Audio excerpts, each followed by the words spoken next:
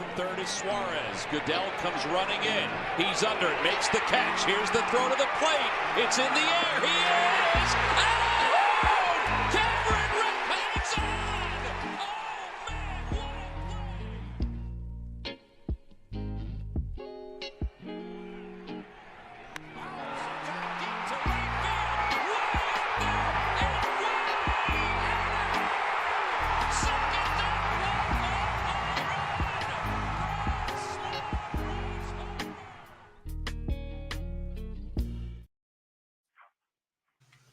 And welcome back to the Stupid Money Podcast. And Alex, I got to ask where you were when I decided to save the season for these guys, because they didn't want to win the division. So I had to go down there and do it myself. I mean, boy, could they have screwed around any more in New York? But I went down there, took care of it. I thought Thompson played with fire a little bit with Nola, but got out of it because Strom's really good.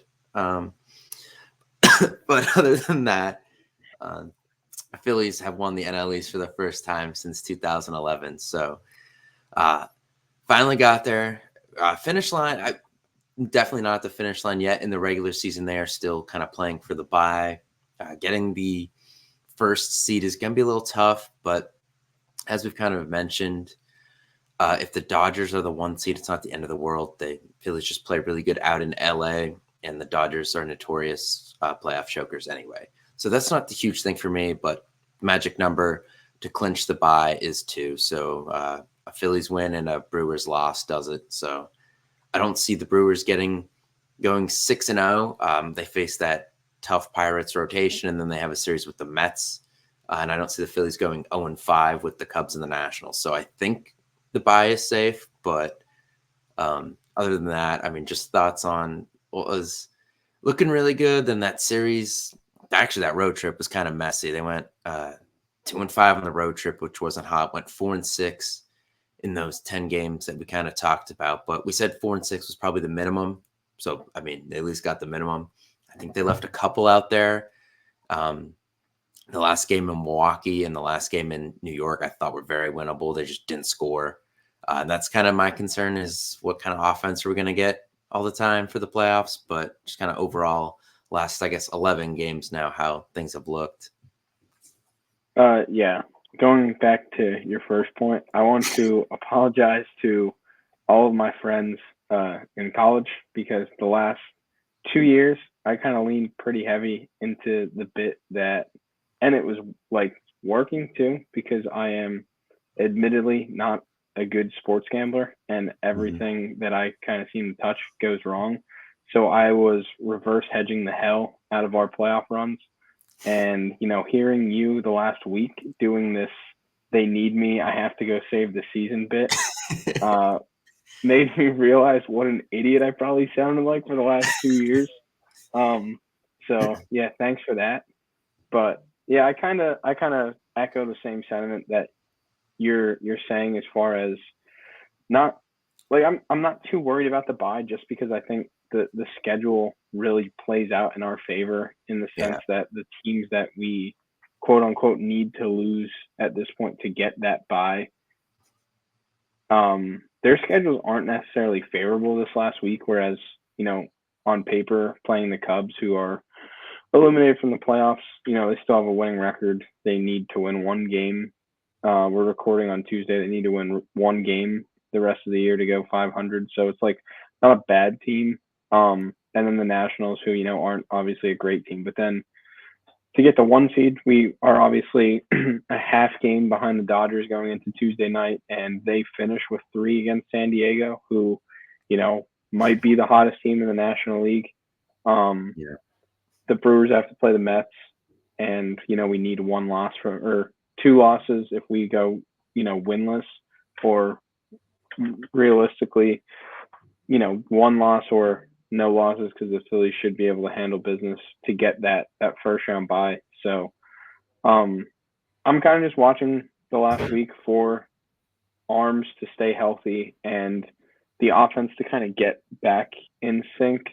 They showed flashes the last month or so of what they can look like when they're really going. The clinching game was a good sign to see. But I think that to me it's too inconsistent to like fully believe in what the offense could be because we saw the back-to-back 16 strikeout games in Milwaukee, which is really concerning because this is playoff the team. time of year that a lot of the national media kind of talks about switching from your at bats in April and May where you're trying to make an all-star team, like you're still trying to contribute to winning baseball, but April, May, June, you're trying to get yourself in position to make an all-star team and put up good numbers and everything. And that's kind of when guys are like, oh, if the team stuff works out, then the individual awards will take care of yourself. But we all kind of know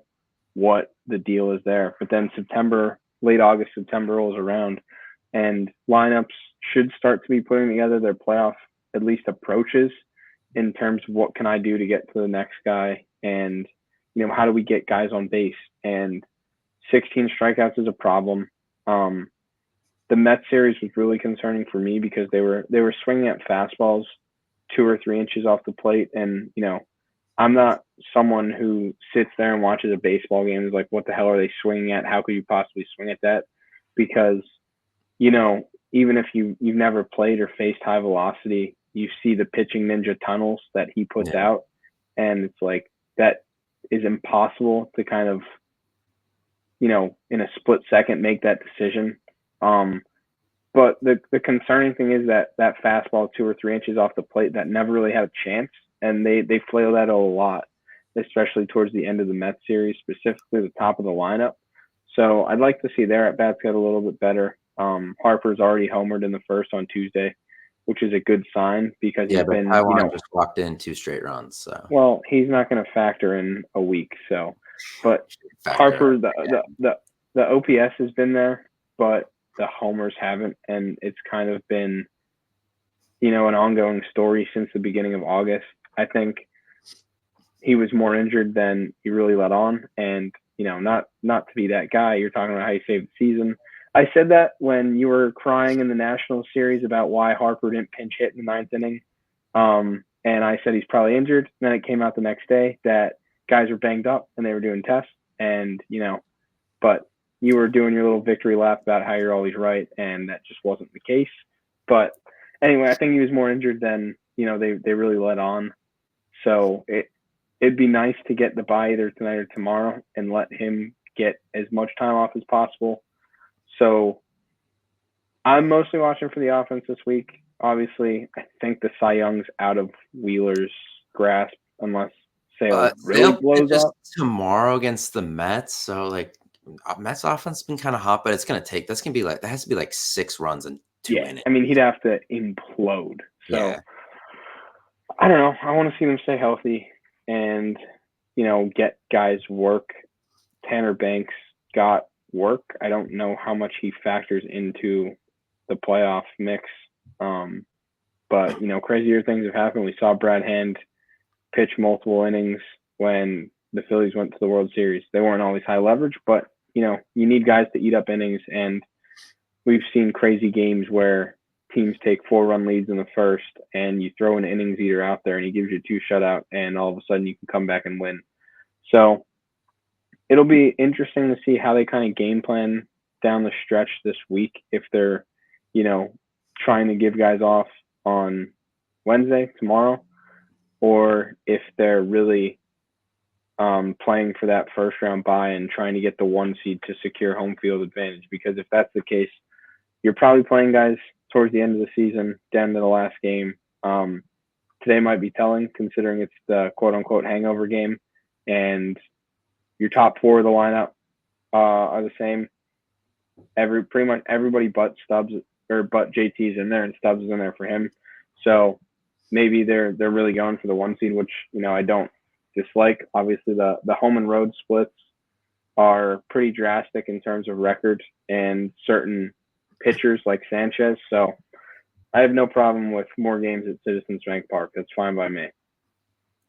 Yeah, I think they want to get it. But obviously they're going to lose tonight because of Taiwan Walker. So you're going to put yourself behind the 8 ball even more, where there's just going to come a point where I don't know if you can get it, but you just at least want to get the bye. And then, of course, you are banking on the Dodgers having to make it to the NLCS too, which hasn't always been a guarantee. So that is what it is. I just get the bye. The Harper thing is interesting to me because I'd love to know what that injury is. Like, what's hurt? Like, I know I put that in the group chat the other day, and some dumbass was like, his arm. I was like, no shit. But like, what is it? Like, I'm just curious. Is it something that's going to require surgery after the year? Something like that. Just interested to see what the issue actually is. But him getting 30 home runs with going a month without hitting one is pretty impressive. That kind of took him out of the there was that point in time where anybody was going to get Ohtani for the MVP, it was him. Yeah. Obviously, even if he did hit home runs in that month, I don't think it would have mattered. What you think it would have added another 5 home runs and 10 RBIs, maybe? I don't think it really would have done much because Ohtani's way out of the way now. But yeah, now it is kind of. I think they'd like to kind of make that national series, quote unquote, tryouts for a few people. I don't know if it's going to get to that point. Like Hayes, Wilson, Banks, Ruiz, guys like that, kind of assess what they could do with Suarez. I think they'd like it to get to that point. I think they got to win one of these next 2 against the Cubs to get there, but I think they'd like to make that series. Milwaukee's already up 3-0 tonight. Yeah, and we're getting blown out because of Walker, so I just wish he'd go away already. Seriously, I can't watch this guy anymore. He's a little bum. Bringing him in with the bases loaded is a moronic decision, by the way. If you're going to bring this guy in, it's got to be a clean inning. Go to Alvarado or something to get you out of this. I just don't understand that move either, but whatever. But thankfully he's not. He shouldn't even be allowed in the dugout during the playoffs. But that's another story. I just seriously, I just want him out of here. It's so miserable watching him. No business being here whatsoever. So hopefully Painter's healthy. Sounds like he's going to pitch in the Arizona Fall League. So that's nice. That's a step towards getting this guy out of here, which will be lovely. But other than that, I'm interested.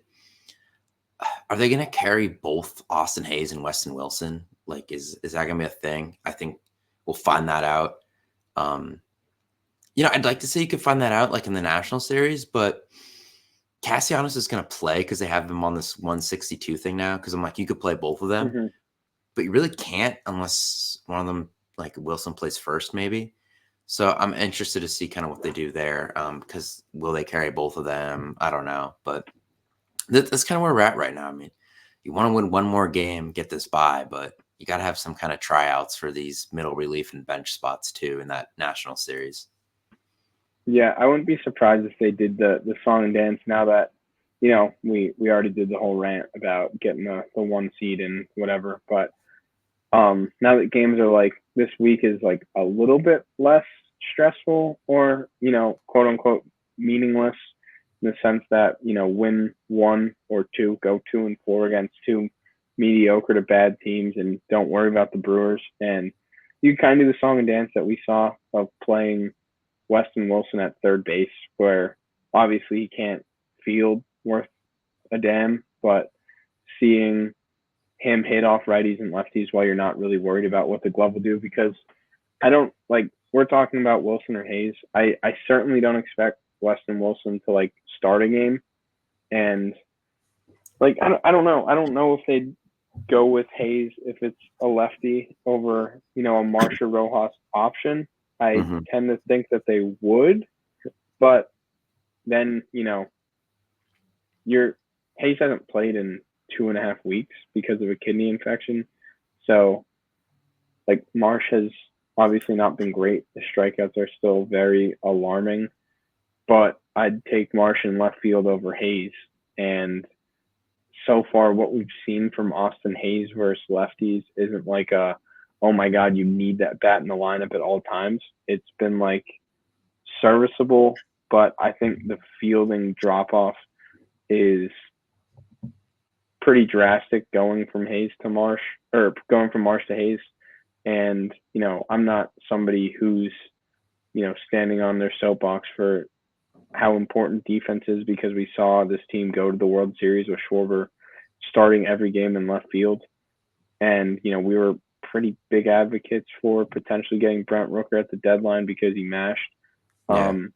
So, at that point, if the bats are that similar, I'd rather probably go with Marsh, just because we've also seen him have a tendency to have, relatively big playoff moments, and he knows what it's kind of like to succeed in the playoffs here with, whether it's the homer off Morton 2 years ago or some of the hits in the Padres series that he had 2 years ago.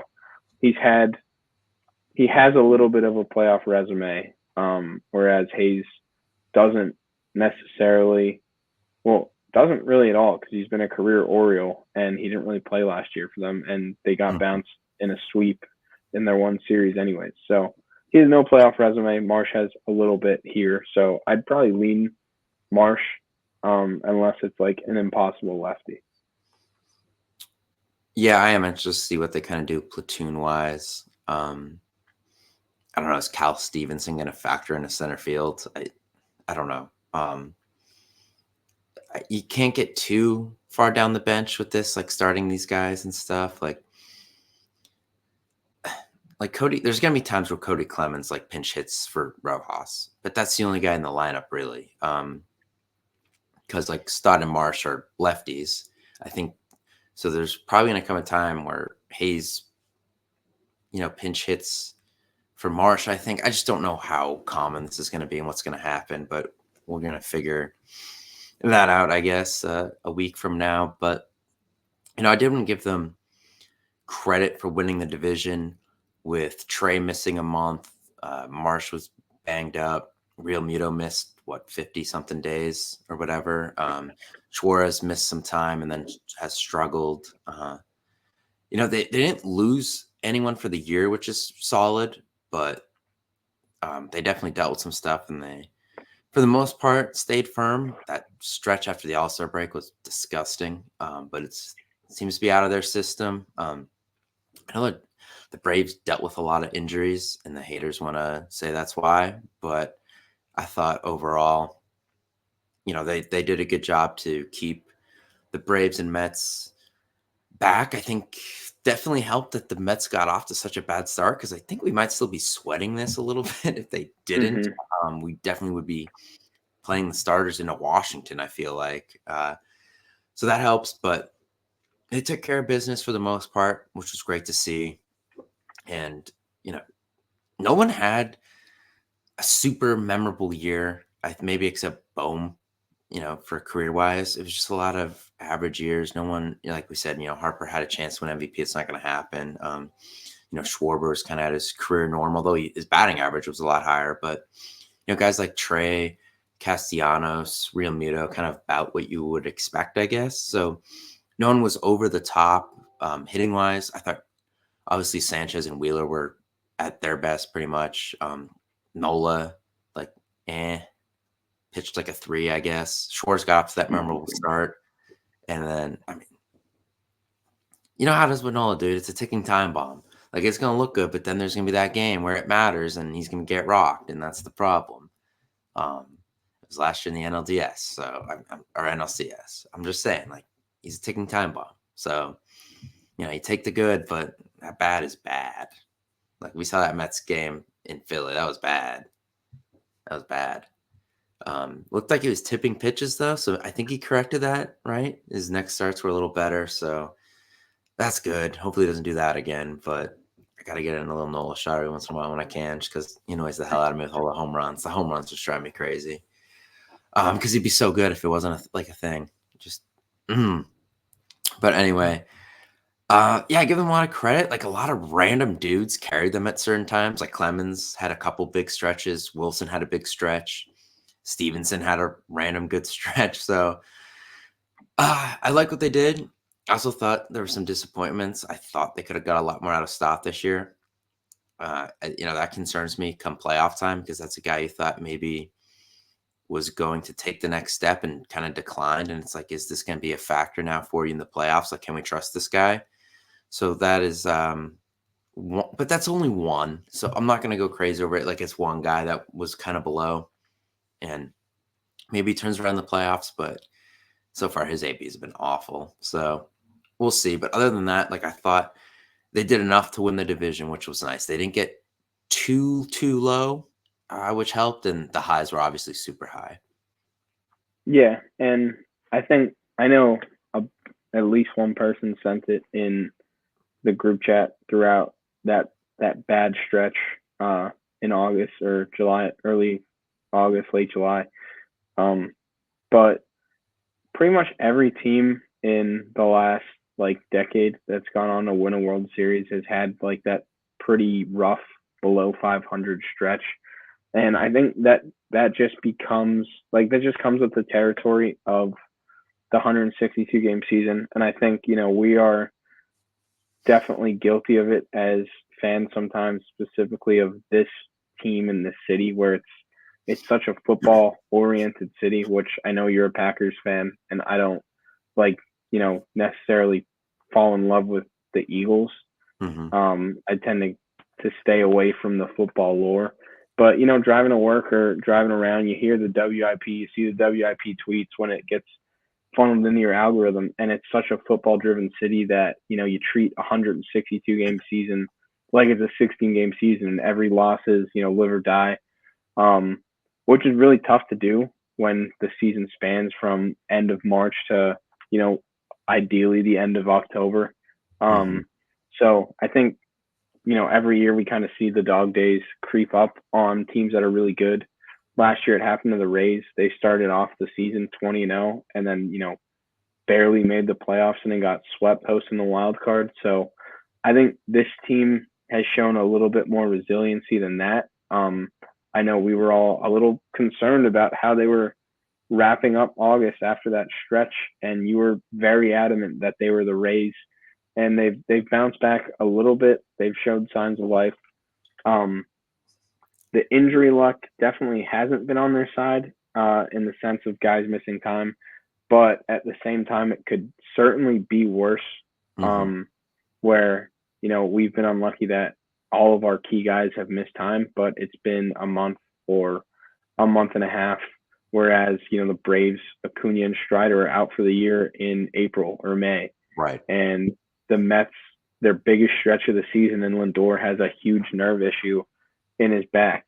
The Dodgers have, and I'm saying the Dodgers here, but these guys, at least Glass now, kind of has a history of injuries, so it's not necessarily like a bad luck thing or a fluke injury there. But Glass now, Yamamoto, who is their big signing, has missed pretty much all season and, hasn't, to my knowledge, started to ramp up throwing in terms of being ready for the playoffs. I don't know what he'll look like. Kershaw, obviously he's old, but he's missed plenty of time. Ohtani can't even pitch. Mookie Betts missed 2 months.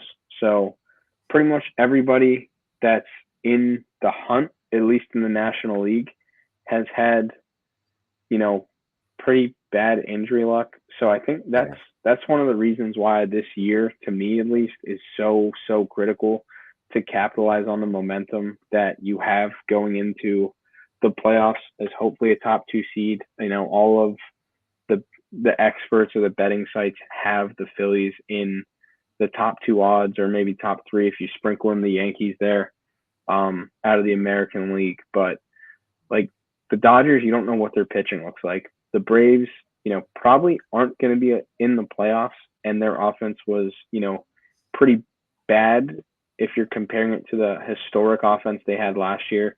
The Mets missed Kodai Senga all year, and they're still going to make the playoffs, so your division's going to be even better next year.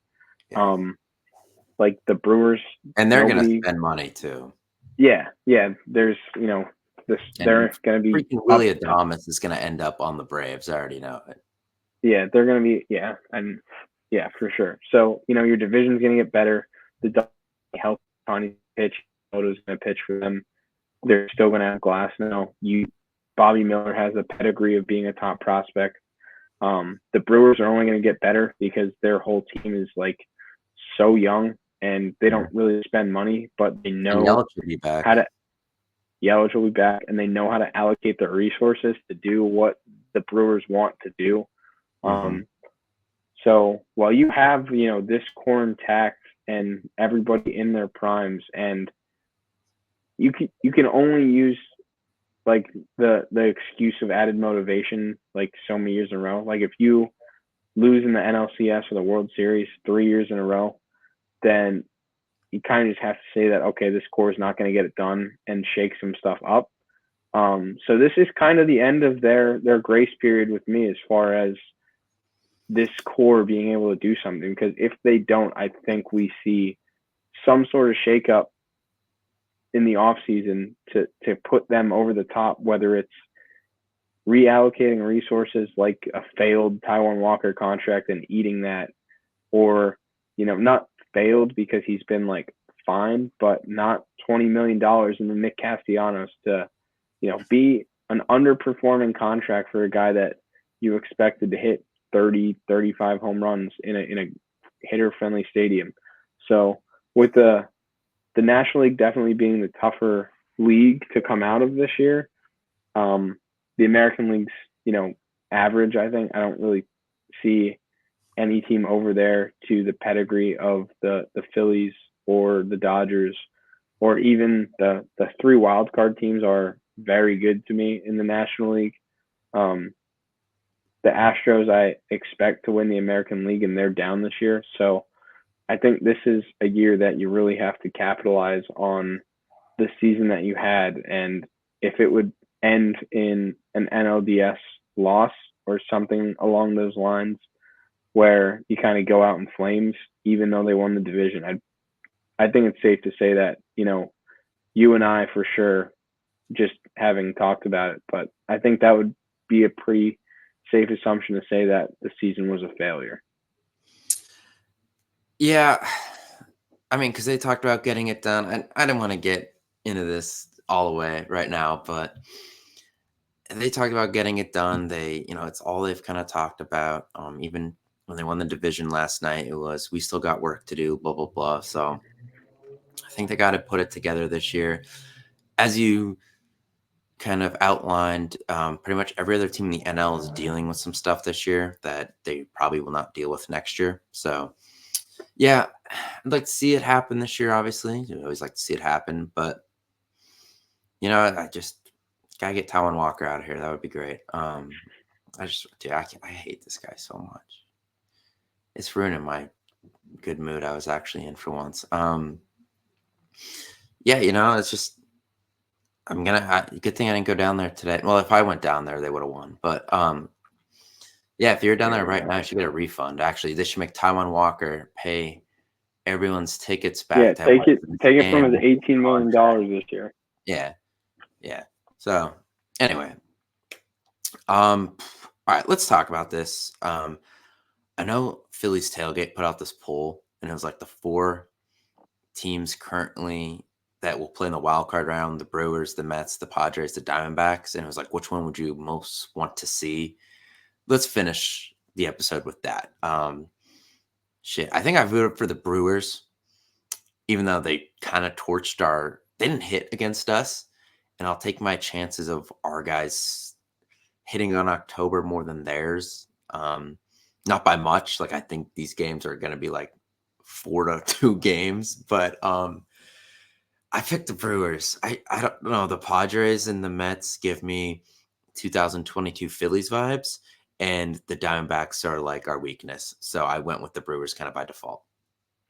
Yeah. I mean, if you're looking at the things on paper, the numbers and everything, I think the answer is the Diamondbacks. But my answer is the Brewers, kind of the same thing that you were talking about. Like, the Diamondbacks have the most runs scored in the league by a significant amount, but they've also only given up like 20 less runs than the White Sox. Mm-hmm. So like the pitching hasn't been good outside of Allen, and they traded for AJ Puck at the trade deadline, and he's been shooting. I don't know if he's doing as a closer or what, but I just know, even though he got demoted like 8 times this year, Paul Sewald will have some stupid save that just pisses me off to no end, because he throws 90 miles an hour, and his slider's awful. And he just like came out 7 games in a row last year and just shoved it down their face. So Yeah. I'd rather avoid Arizona just because we don't play well against them, and we certainly don't play well in Arizona. Yeah, that's it. So I'll pass on that. The Mets would be my personal hell. I am a Duke basketball fan. I watched UNC beat Duke in the Final Four, and a playoff series loss to the Mets would make that look like a picnic for me. And the Padres bullpen and pitching in general, but most of their bullpen has been like lights out, and like that's just an interesting staff to get into a short series. If it was the NLCS, I wouldn't be like too worried about the Padres. You know, they're very good. I'm not saying like I want them in the NLCS, but like they scare me more in a short series just because they have an arsenal of guys who have pitches that move every which direction at different speeds. And I think that would be a tough matchup for us. I think we play them well, but I think they're, you know, I don't, Harper got Machado time in terms of that head-to-head matchup, but I think like Machado's quietly had such a good tenure with San Diego because of how that franchise operated. And those were those two big free agents in that class. Like I feel like Machado's kind of due for some sort of playoff moment, and I'd rather it be in like the NLDS, not against us, because I just anticipate that happening at some point. Yeah. The one thing I will say is that the Phillies do play good in San Diego, which I'll take into account. But yeah, I don't know. I guess we'll see what happens. So next time you hear from us, I guess it's just kind of going to be if they have the bye, which if they don't, that's a huge problem at this point. And then when they have the bye, we'll know at least the two teams that they could possibly play because they don't reseed. So once we get that, we'll just talk about that. And then once we know who they're playing, we'll come back and do that preview, which will be fun. I'm just the thing about the bye that we don't really talk about is pretty much like every series outside of the World Series. I think they got to set up the pitching, but like it's been like Ranger Suarez starting these series. We now get it's 2 Zach Wheeler starts if needed in the NLDS, not 2 Ranger Suarez starts. So that's the huge thing with me with getting the bye. Is the best pitcher in the NL is going 2 games. So that to me that's the massive thing. Yeah, that's massive. I mean, obviously we'll talk about this down the road where what we see them doing with patience. But like that's not a knock on Ranger because he's been obviously incredible in the playoffs, whether it's starting or out of the bullpen in pretty much every spot. I know that first NLDS spot in 2022 against the Braves was like a little bit of a shorter start, but still, you know, he did really well. Starts in the playoffs tend to be shorter. But yeah, that's just more of a like Zach Wheeler is, you know, the best pitcher in the NL by far in terms of consistency and just like other guys shuffling around. Like Corbin Burns left the NL, Sale wasn't here. It's like the last 3, like since he's been a Philly, he's really been the best pitcher in the NL. And now you get it's similar to Schwarber hitting at the top of the order. You want him there because he hits the most, you know, in terms of home runs per at bat, his is the highest number. So you want him to get the most at bats. You just get the most Wheeler starts possible, which is all you could really ask for when, especially in a short series. Like, give me more of that guy. Because then you even, I mean, like, we've seen it before where you have the tendency or the option to bring guys out of the bullpen then on a short rest. Like, I don't think they'd do that, especially in like an NLDS, but just maximizing the amount of innings that guy can give you theoretically is a huge advantage going out, you know, throughout the course of what we hope is 3 different series. Yeah, and he Well, he pitches good against pretty much everyone, but he has pretty good numbers against those 4 wild card teams. The 4 teams playing the wild card round 2, and I mean, as crazy as this sounds, like they probably would have got blown out by the Diamondbacks last year if it wasn't for him. He was dominant versus them, and no one else really pitched good. So, that's another thing to keep in mind if they play them. You get 2 Zach Wheeler starts, which you only need to win 3 instead of 4 in the NLDS. So, yeah, we'll come back when we hopefully have a bye to talk about, and then have a kind of a matchup to watch in the wild card round, which one we have to keep our eye on. But so we'll be back. I guess that's Monday, Tuesday. Somewhere it starts Tuesday, right? Or does it start Wednesday? It starts Tuesday. I think the wild card starts on Tuesday. Mm-hmm. Did you see? Not to drag this on. There's a chance that like the Mets are in Milwaukee for like a week because they play them to end the season, and then that could be a matchup. Yeah. The just stranding is on the and the Brewers are only up 3-2 now, but Willie Adames just let off with the double. Well, the Phillies need to score a lot of runs. Our guy Falter's not helping us out. Typical, of course. All right, that's gonna do it for this one. We'll see you on Monday.